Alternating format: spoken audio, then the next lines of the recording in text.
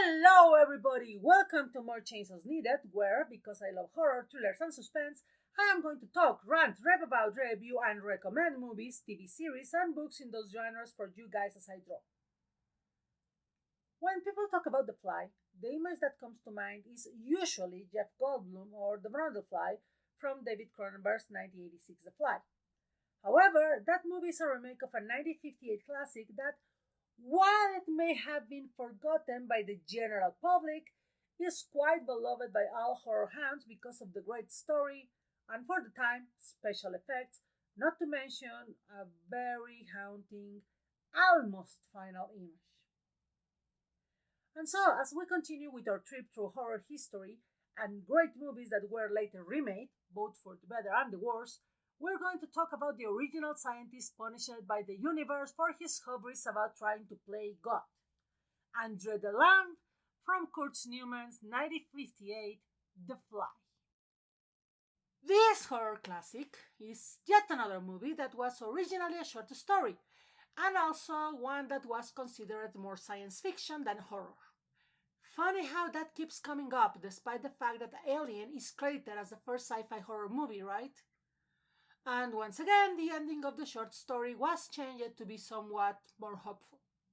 Yes, I know. People who know the story may be surprised to hear that. And yes, that sentiment goes for both the original 1958 movie and the Cronenberg remake. But once again, that is for later and I am getting ahead of myself. The original Fly short story was published in 1975 in Playboy of all places and was penned by Georges Langeline, a French-British writer who was unfortunately not famous for anything else except having been a spy during World War II, escaping from the Nazis, and being a friend of Aleister Crowley. Now that I think of it, that explains The Fly so much. Anyway, the episode Strange Miracle of Alfred Hitchcock Presents was also adapted from one of his short stories, as well as The Thinking Robots and The Hand of Borgus Wims for Night Gallery, although his story was titled The Other Hand for Night Gallery. But absolutely nothing that he wrote was ever half as popular as The Fly, which was not only made into the movie we're going to talk about today, the remake that we will talk about in the future, the two sequels of the original film, the sequel of the remake, but also an opera. And absolutely no one remembers Georges Langeland. I think that it's a little bit unfair. Yeah, that's right. There is a The Fly opera. And that proves that everything can be made into a musical with a good enough director and composer, which in this case was Howard Shore, who also made the musical score for the Cronenberg film. For a book whose lifespan is no more than 28 days if they are lucky and they don't find a cat, this Fly has flown high. The movie was produced by Kurt Newman with the support of Robert L. Lippert, who at the time was the head of Regal Pictures, a subsidiary studio of 20th Century Fox that was in charge to make all their V movies. However, even if Lippert gave most of the crew once he accepted the pitch, The Fly had the strange honor to be released as a proper Fox Films rather than a Regal picture given the cast involved. Oh, the cast involved, that is funny. You see, for the role of Andre de Lambre, the unfortunate titular Fly, they tried to get famous names but ended up with David Hedison, who was then quite known, but much later would rise to fame as Lee Crane in Voyage to the Bottom of the Sea, the TV series, not the movie. His wife, Helene, Andre's wife, not David Hedison's wife, was played by also unknown Patricia Owens. However, for the role of Francois, Andre's brother, they got none other than the king of horror himself, Vincent Price. Oh yes, The Fly is one of the very rare horror movies where Vincent Price is not the villain. Anyway, so what is The Fly about? And this is for the 5 people in my audience who have not heard of it, even by pop culture osmosis, because even The Simpsons have parodied The Fly. When Andre de Lambre is found dead, spoilers, under a hydraulic press, everyone is surprised when his wife, apparently calm and sound of mind except for a little weird obsession for trying to catch a white-headed fly, confesses to the murder. Francois, Andre's brother, tries to get to the bottom of the situation as he's convinced that Alain loved his brother and would not have killed him. He lies to her and tells her that he caught the white-headed fly, so then Eileen agrees to tell him the truth behind Andre's death, as long as he promises to kill the white-headed fly once she tells her story. Andre was a very intelligent scientist who had managed to create an instant transporter device that seemed to work by disintegrating and integrating matter in a different place. While Helene is very happy for him at first, once she finds out that he disintegrated the family cat and failed to make the poor kitten reappear, she begs him to promise that he will never, ever experiment on living creatures again. He agrees, but after a week or so, he recluses himself in the laboratory of his lab. Unknown to Helen, he kept doing his experiments, and even decided to create chambers big enough to transport men. Unfortunately for him and everyone involved, he never noticed the fly that was in the chamber with him until it was too late. Besides George Langeland, who seriously was a very interesting person as a World War II spy, and even if all his written work is barely remembered, he was amazing and he really deserves more recognition, there was another really good writer making the script adaptation for The Fly. A writer who is very well known for a completely different novel in a completely different genre. None other than Shogun's author, James Clavell, in his very first work as a screenplay writer. What James Clavell did to the plot of the short story were minimal changes, but they were changes that made the story a little bit more memorable and easier to film.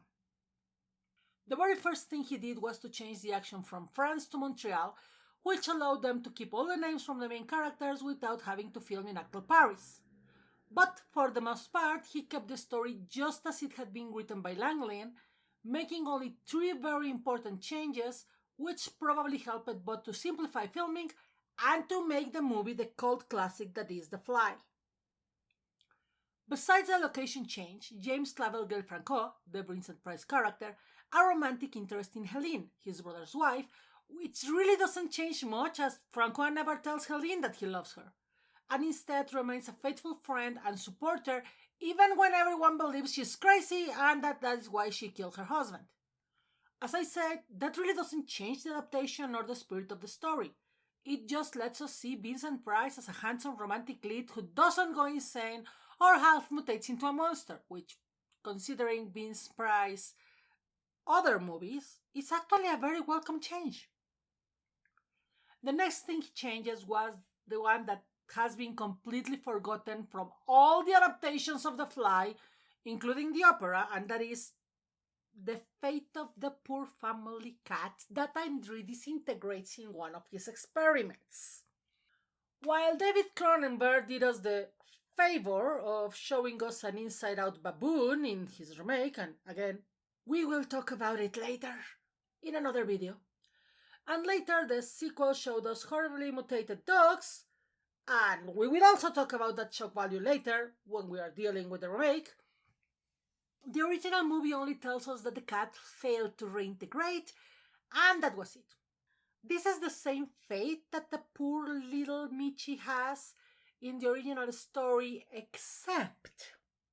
Oh, a very important except. Later, when Andre retries to teleport himself after having been mutated into the half-fly, half-human monster that we all know and love, because Aline thinks for some reason that it may fix him, in the movie he does that and nothing happens. So he despairs and decides that he needs to die and all his work is destroyed so that no one tries this ever again.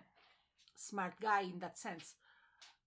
In the short story, however, for some reason the atoms of the disintegrated cat are still in the lab, and so when Andre teleports himself, his atoms, already mixed with the fly, gets mixed with the cat into a fly-cat-human's monstrosity, and that is when he gives up any hopes to return to normal, destroys his lab, destroys his notes, and asks Helen to kill him.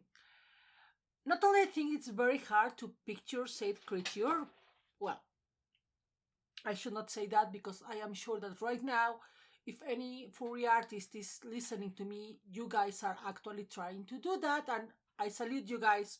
You are creative and you probably are going to make it cute. However, I am willing to bet that the special effects of 1958 would have had an impossible time not making it look fake. When the fly head used was heavy, hard to use, and according to the actor, impossible to emote in, but it was still amazing as a practical effect and we still remember it. So yeah, no, fly, cat, human monstrosities, good thing we don't have that.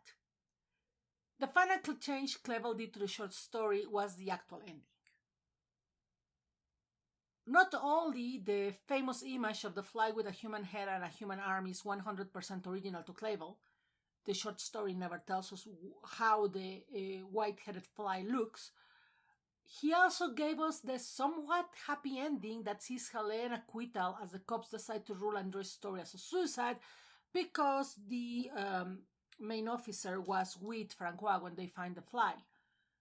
In the short story, Francois still figures out how to get the story from Helene, but instead of listening to her telling it to him, she writes it for him, and he lives to read it. And when he comes back to talk about what he read, he's told that Helene, gripped by the guilt and the horrible memories, has committed suicide. Only later, we find out that Francois actually found and killed the fly with the white head and buried it next to his brother. Although, again, we never, ever get to see how that particular fly looks. The fly has, since the premiere, become one of the most popular mad scientists after Dr. Jekyll. The bug head in a human body look has been used later for many crazy scientists later, my personal favorite being Monster vs. Alien Dr. Cockroach PhD. And we have even had a different mutated fly mad scientist in Teenage Mutant Ninja Turtles in the form of Baxter Stockman. Brundle-fly from the remake is also on pretty much every list about gross out monsters. And of course, the lesson we all can get is that one needs to have a really clean and sterilized lab when playing God to avoid these things to happen. However, today I want to posit that all this attention on Andre and his mutation ignores a very important part of the fly story. And that is that, ultimately, the fly is a very tragic story of love and devotion, and that the real main character is not doomed Andre, but his beloved wife, Helene. Andre is, at the end of the day, a posthumous character. He's dead by the time we get to hear the story, and we never know what he was thinking. Why he decided to try the teleporter on himself, what was going through his mind when he came out horribly mutated, unable to speak, and realized that the fly with his genetic makeup had managed to get out of the lab through a crack on his windows. We can imagine his desperation and how his mind was starting to distort and change, how horrible that felt, and why he decided not only to end his life but also to destroy his life work so that no one would ever try to do the same. But we don't know it because neither in the short story nor in the movie he is the main point of view character. And once everything happens to him, he can't talk. He only communicates through very short typed sentences. No. Instead, our main character, the one who is telling us the story and thus the one the story centers on, is Helene, his wife. Helene tells us how happy she was with Andre before Andre invented the teleporters. Her pride when they worked, her worry when he disappeared in his lab, refusing to see anyone, and still having to pretend everything was okay. The growing worry when he started communicating with her only through typed messages, refusing to let her see his face as he covered himself with a blanket. And of course, her absolute horror when the blanket falls and she sees not her husband's loving face, but a human scissored fly head. And yet, she never runs. She faints. Of course she faints, because who would not have fainted at the sight? But once she recovers, she gets her wits back and promises to stay with Andre no matter what. She was already helping him. She was already trying to help him before, once he finally started letting her into the lab. But upon seeing him losing his hope and humanity, she still stayed. She kept trying to find hope where she had lost it, trying to catch the fly that she had so foolishly, in her mind, let go when their son had caught it because she didn't know how important it was. This is true love, and the reason why Helene ultimately helps Andre to kill himself. She promised to love and support him until death did them part, and she fulfilled that promise, even getting ready to be thrown in jail, even executed, if it meant to keep his secret, if it meant that no one would ever know about the transporters and thus try to repeat the doomed experiment again. In fact, she only gives up the truth once Francois lies to her and tells her that he has found a white-headed fly and will kill it. If Helen tells him the truth, which makes him think that he already knows that that fly looks like her brother. Which means that she thinks that he knows that that fly looks like his brother. And once Helene does, and she finds out that Francois never saw the fly, she doesn't hate him. Instead, she asks him to find it and kill it. The fact that people think that she's insane doesn't bother her. What bothers her is the idea that any trace of her husband's work, of her husband's terrible demise, can still be found. And maybe, and this is just extrapolating, the idea that some part of her husband's mind is in that fly. So yeah, Helene is the true heroine of the story, and that is something we tend to forget because she is not a human fly. The Fly is a classic for a very good reason, and one that every horror fan should watch at least once, if nothing else for the amazing special effects for 1958 and the great acting by Vincent Price. It doesn't have any of the gross-out moments that were made famous by the David Cronenberg version, but, as I keep saying, we will talk about Brundle-fly when we get to the 80s. For now, I just really hope that I made a good case as to why Helene is the heroine and why she should be more remembered. I want to thank my dear patrons Mitch Hyman, Elaine Ho, Jesse, Kelly Riley, and Ritter Falibleto, as well as my first supporter Tania Pineda and the most amazing Amy Song, without whom none of my videos would be possible. I also want to remind you that if you want to support these and my other projects and get your name mentioned here, you can do so at patreon.com/Adalisa, written link on description with my link tree, as I know my name can be hard to spell, and with just $1 a month you will always be thanked in my videos, as well as get access to a ton of art before anyone else, and get the chance to suggest future subjects for videos too. You can also support me through Ko-fi, and for each coffee you get, you will get mentioned in 3 future videos. If you can't support me this way, I also accept likes, subscriptions to the channel, and of course you sharing the links. I also welcome all your questions, feedback, and suggestions in the comments below. This was Adalisa Zarate, and remember, there is not a problem in the horror genre that can't be solved with more chainsaws and a cup of good coffee.